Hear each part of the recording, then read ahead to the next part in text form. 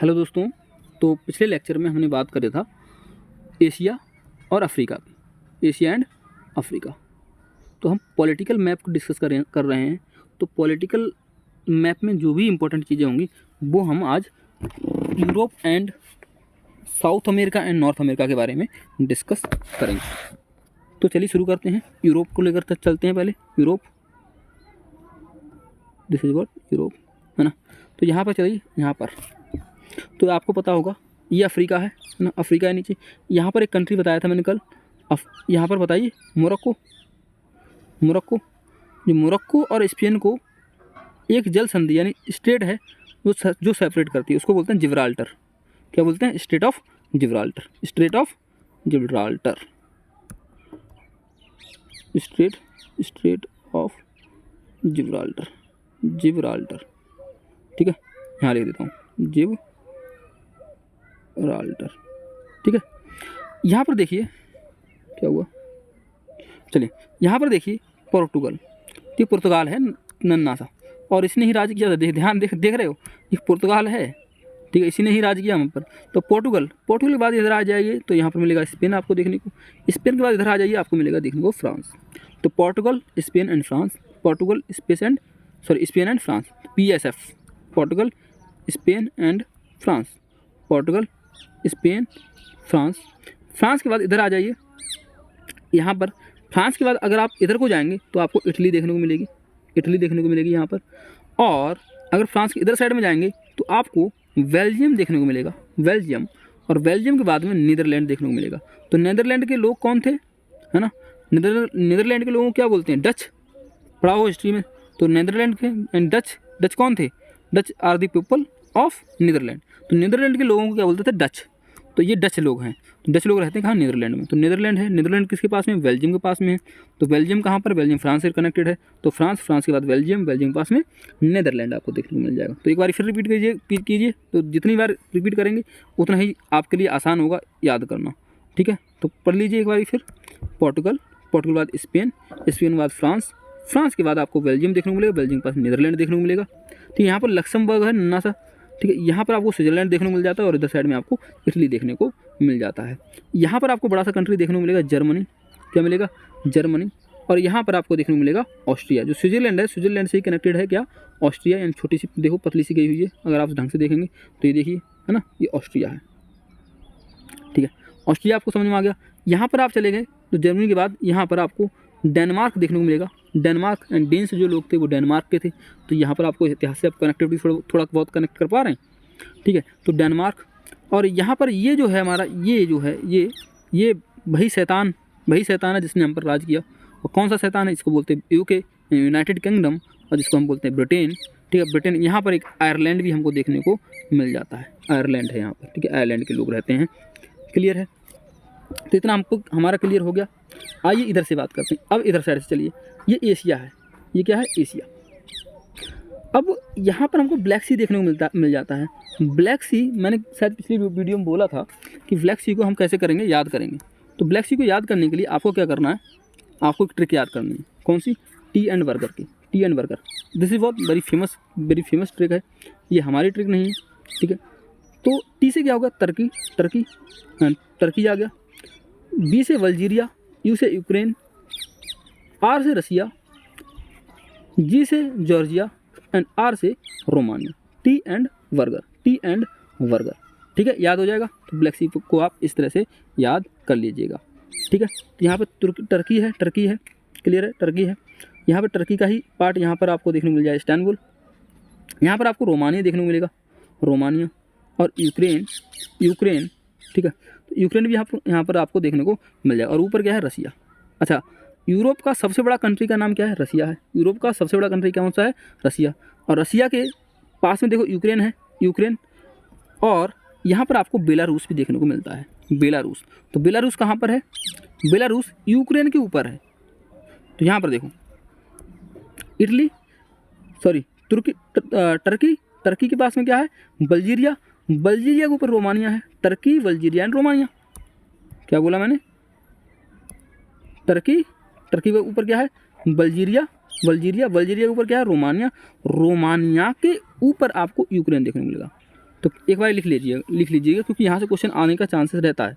तो टर्की, क्योंकि ये विवादित स्थल है और चलता है। टर्की के ऊपर क्या है? बल्जीरिया के ऊपर क्या है? रोमानिया, और रोमानिया के ऊपर यूक्रेन है। रोमानिया के ऊपर क्या है? यूक्रेन, और यूक्रेन के ऊपर आपको मिलेगा क्या? बेलारूस। देखो, टर्की के ऊपर क्या है?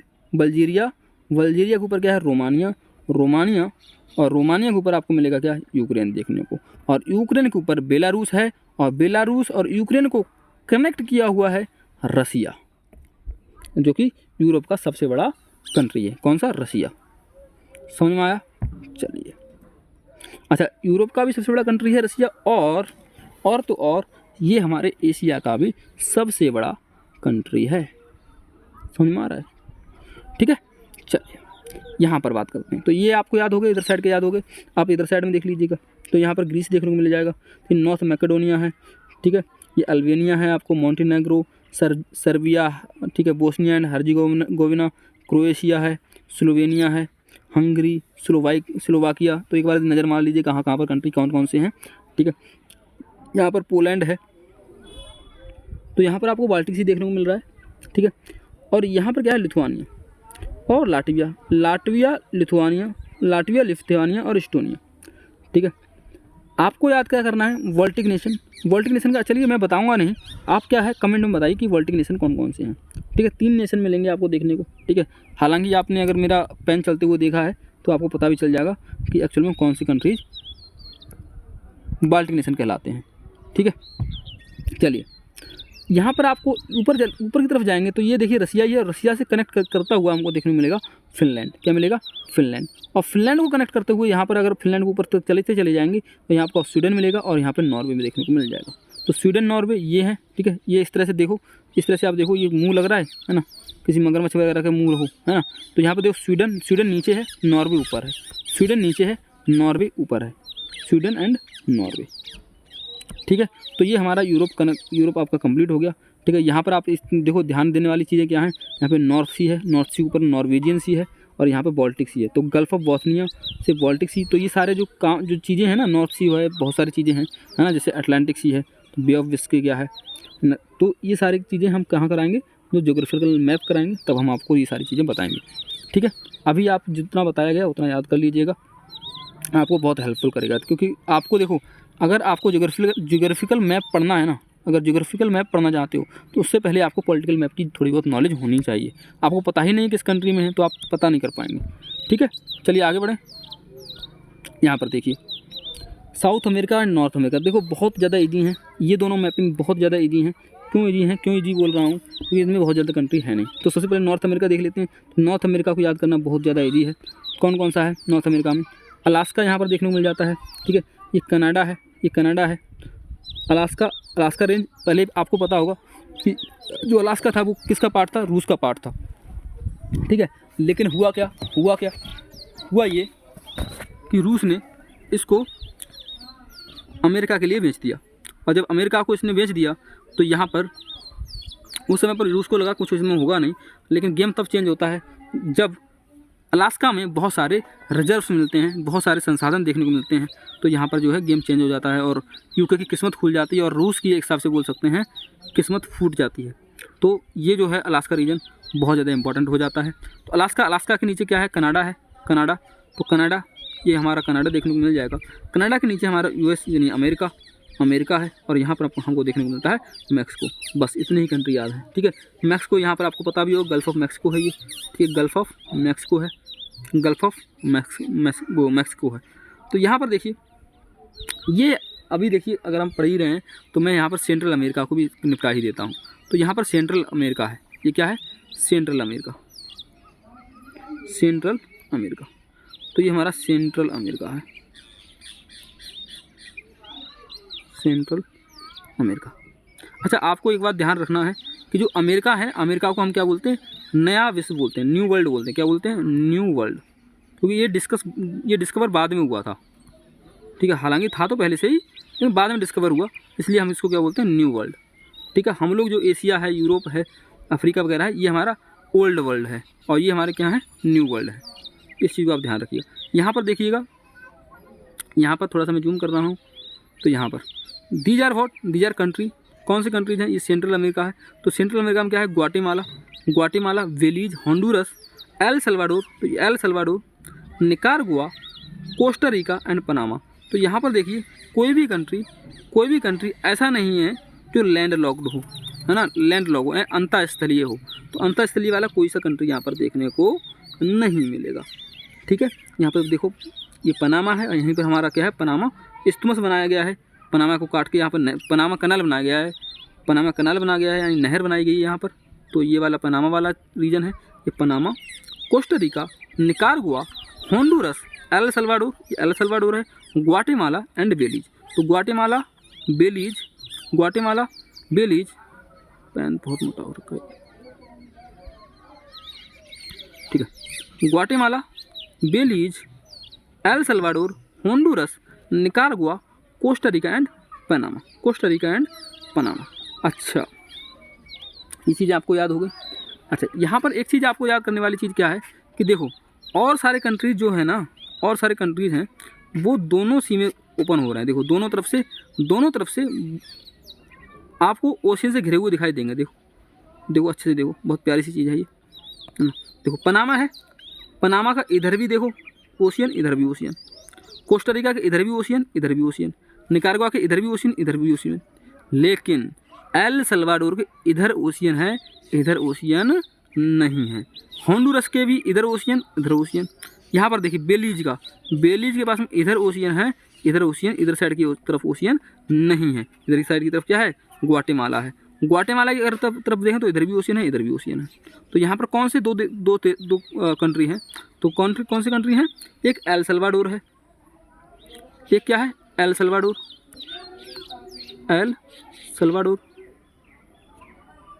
दूसरा कंट्री कौन सा है? बेलीज। तो ये दो कंट्री ऐसे कंट्री हैं जो सिर्फ एक तरफ खुलते हैं, इसलिए इसको याद करना थोड़ा सा ज़रूरी हो जाता है। यहाँ पर देखिए ये क्यूबा है, ये बहामास, और यहाँ पर जमाइका देखने को मिल जाता है, हैती देखने को मिलता है। यहाँ पर हैती है, ये डोमिनिका है। ठीक है, हैती में अभी क्या हुआ है? एक्चुअल में क्राइसिस चल रहा है। ठीक है, यहाँ पर क्या हुआ? आर्म्ड रिवेलियन हुआ है ना। तो कुछ लोगों ने क्या नाम गुंडागर्दी करना शुरू किया है यहाँ पर। ठीक है, वहीं के ही गैंग हैं। तो वहाँ पर जो हैती में थोड़ा सा अभी प्रॉब्लम चल रहा है थोड़ा सा। थोड़ा सा देख लीजिएगा, है ना। तो ये हमारा क्या हुआ? North America and central America complete होता है यहाँ से। यहाँ पर आप बात करें तो यहाँ पर ये साउथ अमेरिका है। साउथ अमेरिका में आपको याद करना है क्या? Colombia, Venezuela and Ecuador, Colombia and Venezuela, Ecuador, Colombia and Venezuela. और यहाँ पर आपको देखने को मिलेगा क्या? Guyana and Suriname and French Guiana. ठीक है, यहाँ पर आपको पेरू देखने को मिलेगा। पेरू के नीचे अगर आप आइएगा तो यहाँ पर चिली देखने को मिलेगा, चिली, बोलिविया एंड अर्जेंटीना। और यहाँ पर आपको ब्राज़ील देखने को मिलेगा और पैराग्वे देखने को मिलेगा। यहाँ पर इंपॉर्टेंट क्या चीज़ें हैं वो मैं आपको बता दे रहा हूँ, बाकी सारी चीज़ें इंपॉर्टेंट नहीं हैं। ठीक है, तो यहाँ पर देखिए, यहाँ पर जो इम्पोर्टेंट है, अच्छा ये क्या ना है, यहाँ पर इम्पोर्टेंट चीज़ क्या है? जो लैंडलॉक्ड कंट्री हैं, अंतःस्थलीय कंट्री हैं, लैंडलॉक्ड, ये अंतःस्थलीय, वो अंतःस्थलीय सबसे पहला जो कंट्री है उसका नाम है क्या? बोलिविया। तो दो कंट्री हैं सिर्फ यहाँ पे, बोलिविया एंड पैराग्वे। ठीक है, बोलिविया एंड पैराग्वे ये लैंडलॉक्ड हैं, यानी अंतःस्थलीय हैं। अंतःस्थलीय, यहाँ पर कोई ओशियन यहाँ पर नहीं है। ठीक है, बाकी सारे कंट्री, चिले की तरफ भी ओशियन है, इधर भी ओशियन देखने को मिलेगा, उरुग्वे की तरफ भी ओशियन देखने को मिल जाएगा, ब्राज़ील की तरफ भी ओशियन देखने को मिल जाएगा। लेकिन बोलिविया एंड पैराग्वे की तरफ ओशियन नहीं है। देखो पिछले कंट्री में मैंने क्यों नहीं बताया कि लैंडलॉक्ड वगैरह का, क्योंकि वहाँ पर जो है बहुत ज़्यादा कंट्री थी। लेकिन क्वेश्चन वहाँ से बनता है जहाँ पर कंट्री कम है, तो वो कम से कम याद होना ही चाहिए। ठीक है, दो कंट्री हैं जो लैंडलॉक्ड है, तो याद करने में ज़्यादा दिक्कत होनी नहीं चाहिए। तो बोलिविया एंड पैराग्वे है। एक चीज़ और याद रख लीजिएगा यहाँ पर, वो क्या चीज़, सॉरी ये क्यों बेटा, चलिए ABC ट्रायंगल है यहाँ पर, ABC ट्रायंगल। आप बताइएगा मुझे कमेंट करके कि ABC ट्रायंगल किसके बारे में है। तो ABC ट्रायंगल मैं बता दे रहा हूँ कि ABC ट्रायंगल है कुछ, आपको ये बताना है कि ABC ट्रायंगल किस लिए फेमस है। तो ठीक है, थोड़ा बहुत आप क्या कीजिए, आप थोड़ा बहुत क्या कीजिए, सर्च कीजिए, है ना, तो थोड़ा सा पता चलेगा। नहीं तो मैं कमेंट में तो आंसर दे दूँगा। ठीक है, तो अर्जेंटीना, बोलिविया एंड चिले। तो ये 3 हैं, तो अर्जेंटीना, बोलिविया एंड चिले, तो एक ट्रायंगल बनाते हैं, ठीक है, जिसको हम ABC ट्रायंगल बोलते हैं। क्या बोलते हैं? ABC triangle. आपको बताना है कि ये ABC ट्रायंगल है किस लिए फेमस है, किस लिए फेमस है? ABC ट्रायंगल, ABC ट्रायंगल, ठीक है। यहाँ पर इतना ही याद करने वाली चीज़ें हैं, बहुत ज़्यादा चीज़ें याद करने वाली हैं नहीं, ठीक है। चलिए चलते हैं।